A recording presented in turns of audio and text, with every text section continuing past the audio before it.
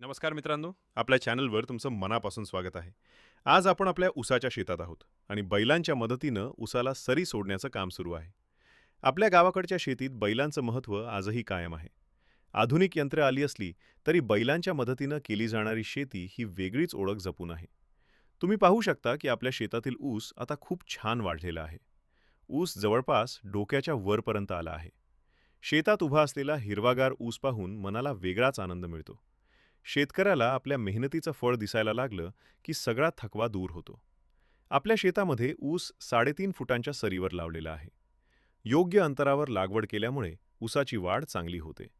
हवा खेळती राहते आणि पाणीसुद्धा योग्य प्रकारे दिलं जातं. आज आपण बैलांच्या सहाय्यानं सरी सोडत आहोत. हे काम दिसायला सोपं वाटत असलं तरी त्यासाठी अनुभव आणि संयम लागतो. बैलांना योग्य दिशेनं चालवणं, सरी सरळ ठेवणं आणि उसाला नुकसान होऊ न देणं खूप महत्त्वाचं असतं. पूर्वी आपल्या गावात जवळपास प्रत्येक शेतकऱ्याकडे बैलांची जोडी असायची. शेतीची बहुतेक कामं बैलांच्या मदतीनं केली जायची.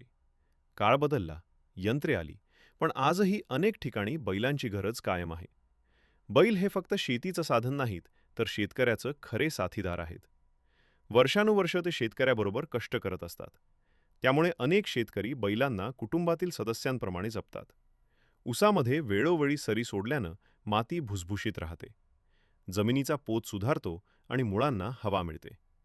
तण नियंत्रणात राहिल्यामुळे पिकाची वाढ अधिक जोमानं होते. उसाच्या पिकासाठी योग्य वेळी पाणी देणं खूप महत्त्वाचं आहे. जास्त पाणी किंवा कमी पाणी याचा उत्पादनावर परिणाम होऊ शकतो. म्हणून शेतकरी नेहमी पिकाची स्थिती पाहून नियोजन करतात. खत व्यवस्थापनसुद्धा ऊसामध्ये अत्यंत महत्त्वाचं असतं. योग्य प्रमाणात खत दिल्यास ऊसाची वाढ चांगली होते. जमिनीची सुपीकता टिकवण्यासाठी सेंद्रिय खतांचाही वापर केला पाहिजे.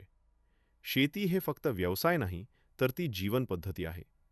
शेतकरी दिवस-रात्र मेहनत करून पिकांची काळजी घेतो. उन्हाळा, पाऊस आणि थंडी यांची पर्वा न करता तो आपल्या शेतात काम करत असतो. आजच्या काळात शेतीमध्ये खर्च वाढत आहे. बियाणं, खते, औषधं आणि मजुरी यांचा खर्च वाढल्यामुळे शेतकऱ्यांसमोर अनेक आव्हानं आहेत. तरीही शेतकरी न थकता मेहनत करत असतो. ऊसाचं पीक योग्य प्रकारे सांभाळलं तर चांगलं उत्पादन मिळू शकतं. वेळेवर आंतरमशागत, पाणी व्यवस्थापन आणि तण नियंत्रण केल्यास उत्पादनात वाढ होते. आपल्या देशाची अर्थव्यवस्था मोठ्या प्रमाणात शेतीवर आधारित आहे. शेतकरी हा देशाचा अन्नदाता आहे. त्यामुळे शेतकऱ्याचा सन्मान आणि शेतीचा विकास होणं आवश्यक आहे. ग्रामीण भागातील पारंपरिक शेती पद्धती आणि बैलांची संस्कृती जपणं ही काळाची गरज आहे.